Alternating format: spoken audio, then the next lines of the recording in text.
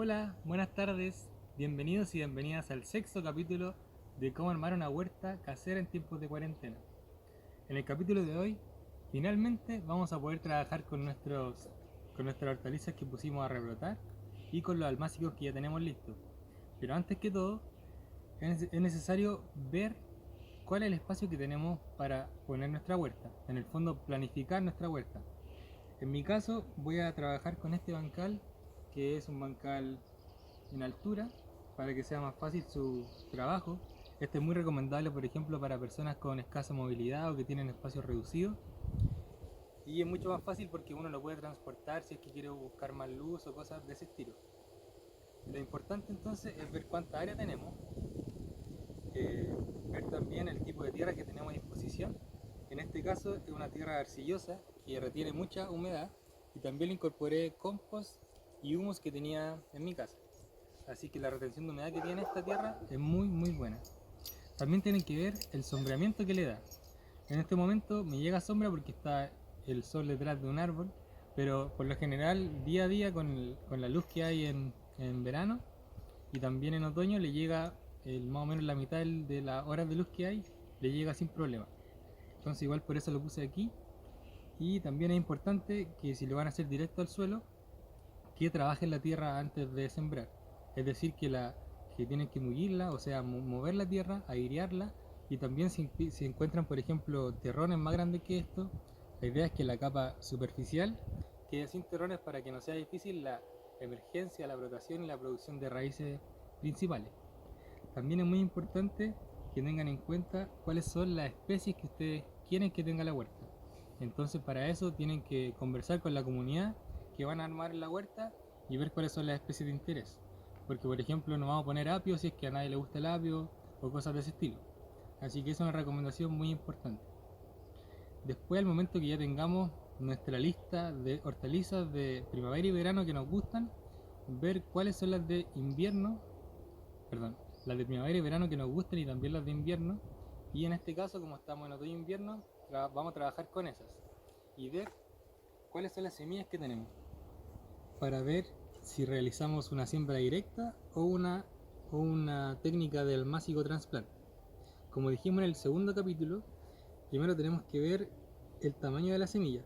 Si la semilla es grande, por lo general se recomienda hacer una siembra directa, porque es más fácil hacer una buena distribución de ellas en el marco de plantación. También es más difícil que los pájaros se las coman o que tengan algún problema de ese estilo. Y en el fondo tienen mejores eh, condiciones para poder brotar sin problema cuando es directo. Y en el caso cuando las semillas son más pequeñas, que son las que tenemos aquí, como en lechuga, albahaca, rabanito, apio, acelga, aquí se recomienda más hacer una siembra en almácigo, porque son más chiquititas, corren más riesgos de todo tipo. Así que ahí es recomendable hacer un almácigo, como lo hicimos con el rabanito. Y si se fijan, en verdad la semilla se nota una clara diferencia del tamaño de la semilla. Y existen algunas semillas pequeñas que cuando uno las planta en el almácigo y después la quiere trasplantar, es muy difícil que rebrote bien, como el caso de la zanahoria, porque genera muy poca raíz al momento de trasplantar, por lo tanto es muy difícil que se pueda recuperar. Así que en ese caso se recomienda que se haga una siembra directa. Pero en el caso del rabanito, responde muy bien al momento de trasplante. Y por ejemplo, en el caso de las especies de hortalizas de primavera-verano, el tomate también se recomienda hacerse en almácigo porque tiene una muy buena producción de raíces, pero en el caso de melones o sandía, pepino, al hacerlo en almácigo y después trasplantarlo, es muy difícil que pueda rebrotar bien, así que también se recomienda que si es pepino, sandía o melón, se haga directo en el huerto. Entonces, como ya trabajamos en el segundo capítulo, sembramos estos rabanitos y yo les decía que los rabanitos están listos para trasplantarse al momento que tengan la tercera hoja verdadera. Que como se pueden ver aquí, estos rabanitos ya llevan más de 4 semanas más o menos. Y las hojas que ven aquí son las hojas cotiledonales, que son las primeras hojas que salen del rabanito. Después de eso, tenemos las hojas verdaderas, que son estas que vemos aquí, que si se dan cuenta son muy distintas a las hojas cotiledonares, y estas son las hojas que tienen la forma verdadera de la planta. Tienen una anatomía distinta. Entonces contamos 3 hojas verdaderas. Estas son las cotiledonarias, por lo tanto no cuentan. Y aquí tenemos las hojas verdaderas. Tenemos 1, 2, 3, 4. Así que este almácigo ya está listo para ser trasplantado. Y al momento de trasplantar tenemos que fijarnos en el espacio que tenemos. Yo siempre riego un poco el suelo para que no haya problema al momento de trasplantar. Y en el caso de ser hortalizas de raíz o de hoja, se recomienda entre 6 a 8 plantas por metro. Y si son hortalizas como coliflor, repollo o brócoli, 3 plantas por metro. Y si son hortalizas de fruto, como el tomate, el poroto, la haba, ahí se recomienda que sean unas 3 o 4 plantas por metro, porque necesitan más espacio para su desarrollo.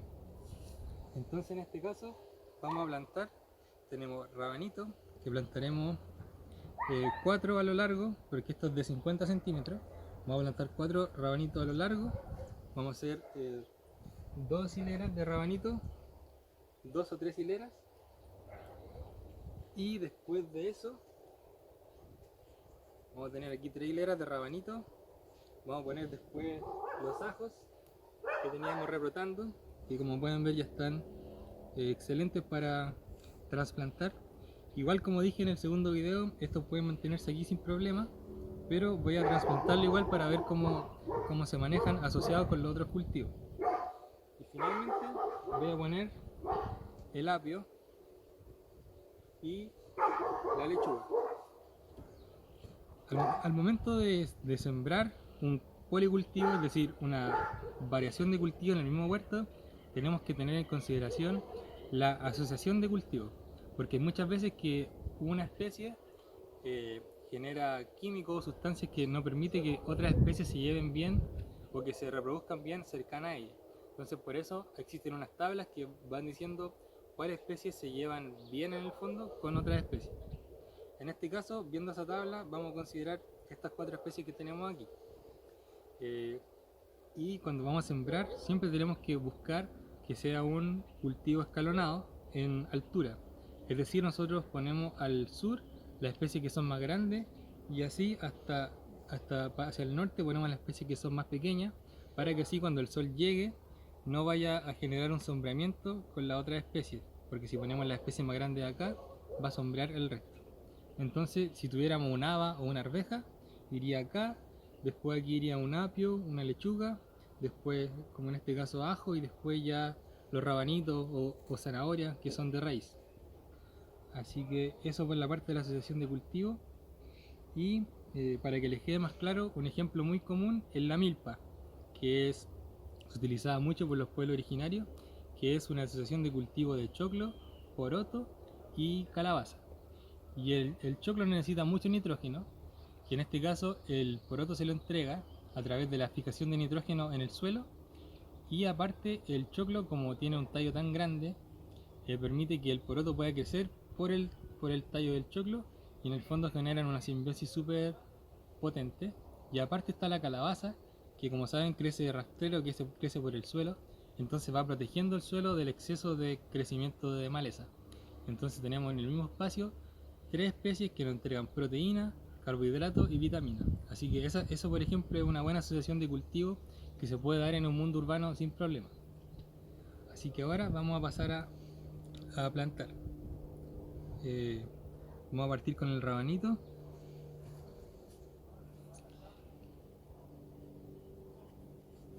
Por ejemplo, esta es más chiquitita y le falta todavía, así que vamos a partir con estas que están acá.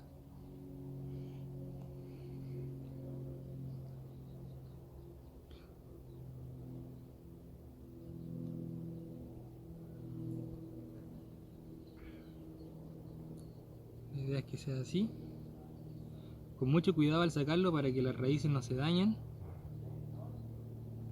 Por eso igual es recomendable plantar bien separadas las plantas, para que después cuando vayan a trasplantar no tengan problemas con las raíces. Voy a plantar 2 especies para que sepan más o menos cómo se hace. Yo las planto con una cuarta de diferencia. Y luego vamos a parar el video para que vean el resultado final. Bueno, y como pueden ver, ya trasplantamos los plantines y las plantas que estaban rebrotando. En este caso pusimos los rábanos, en algunas hileras 3 pusimos y en algunas 4, siguiendo siempre la técnica que se llama 3 bolillos, que en el fondo es formar como un triángulo entre los 3 plantines, poniendo un plantín en cada ángulo del triángulo, para que así se pueda aprovechar al máximo el espacio que tenemos.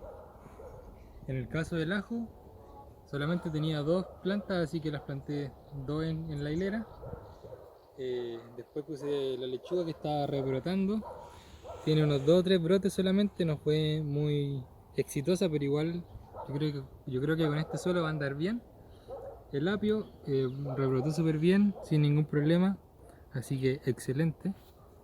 Y aquí también lo que hicimos fue hacer un huerto escalonado, o sea, poner las que son más altas en la parte sur del huerto y las que son más pequeñas en el lado norte. El apio, cierto, es más grande, después la lechuga, el ajo, que si bien es alto, pero tiene poca hoja, entonces nos genera mucho sombreamiento hacia el lado, y después el rábano, que va a crecer hasta aquí, yo creo, a lo más. Siempre cuando uno pone varios cultivos en el mismo huerto, como ya dije, tienen que ver la tabla de asociación de cultivos y también buscar que existan especies subterráneas como el rábano o el ajo o la cebolla, mezcladas con especies que son de hoja, y también puede ser mezclada con especies que son de fruto, como el tomate, la arveja o el haba.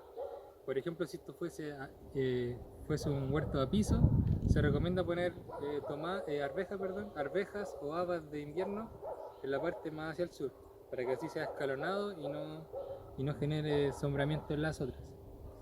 En este caso, como es un huerto en altura, no puse arvejas ni haba porque es muy fácil que se tiendan por el viento y porque es más endeble la estructura. A mi parecer, esta es una de las partes más bonitas de la agricultura urbana cuando uno trasplanta, porque se da cuenta que todo el esfuerzo que uno puso en sembrar tiene sus frutos, y también uno se da cuenta que puede poner en el mismo huerto distintas especies, que eso te motiva igual a reconectarte con la naturaleza y también a cambiar tu dieta un poco y comer verduras que uno sabe la procedencia y que son verduras sin ningún agroquímico. Con respecto al riego, por lo general en Chile los suelos retienen harta humedad, que son más arcillosos, limosos por lo general, así que la frecuencia de riego por lo general en otoño yo les doy 2 veces por semana, y si es que hay lluvia, no riego o riego solamente una vez por semana. En invierno 2 veces por semana, o si hay lluvia 1 o 0 veces, y en primavera y en verano ahí puede ser unas 3 o 4 veces a la semana, dependiendo siempre de cómo veamos las condiciones del suelo. Si el suelo está muy seco, obviamente hay que regar. Si el suelo está húmedo, no hay que regar. Y también tenemos que ir observando cómo van nuestras especies, si se ponen mustia la hoja o las flores, o se ponen más amarilla la hoja, puede ser también un indicador que falta agua, así que tenemos que ir viendo todos esos parámetros. Yo por lo general trato de usar un riego que sea por goteo, o si no un chorro muy pequeño, como en este caso. Yo abro un poco la tapa de este bidón y riego así.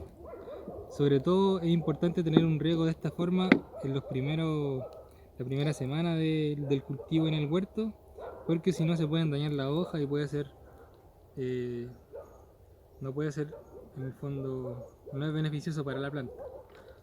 Y de esta forma yo riego los plantines cuando están recién trasplantados. Después, si quieren, ya cuando sean más grandes y tengan más raíces, pueden empezar a regar con manguera o con otro tipo de insumo.